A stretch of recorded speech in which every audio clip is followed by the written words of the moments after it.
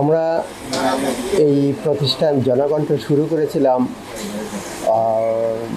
92 সালের 15 নভেম্বর। সেটা আমাদের অফিস ছিল মতিঝিলের 55 নম্বর মতিঝিলে আমরা সেখানে শুরু করেছিলাম। এবং আমাদের যে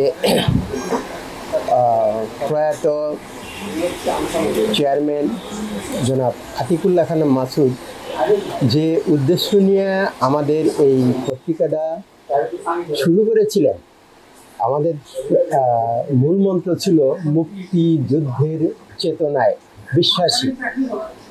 এই মুক্তিযুদ্ধের চেতনাকে ধরে রাখার জন্য আজ পর্যন্ত আমরা তার যে নীতি নির্ধারণ করে গেছেন, এখন পর্যন্ত আমরা বাইরে ছিলাম না, কিন্তু অনেক সময় অনেক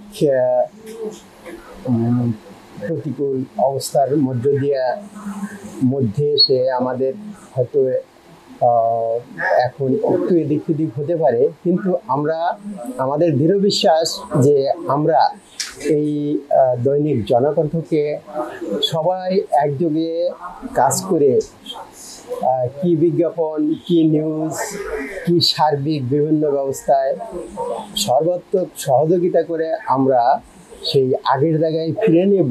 শুধু দেশেই নয়, বিশ্বের বিভিন্ন দেশে আমাদের এই পত্রিকাটার নাম আছে। এবং একসময় আমাদের বিদেশে এই পত্রিকাটার ছিল, সার্কুলেশন ছিল। এখন ডিজিটালের যুগ, এক প্রান্ত থেকে অপর প্রান্তের যে কেউ এটা নক করলেই আমাদের জনকণ্ঠের সব কিছুই দেখতে পারবে, ভিতরে বাইরে আমরা কী ধরনের নিউজ দিই।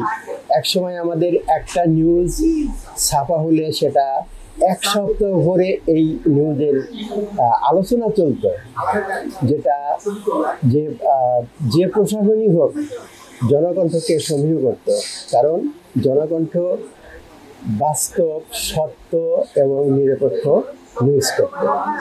যার ফলে আমরা আজও মাথা উঁচু করে দাঁড়িয়ে আছি।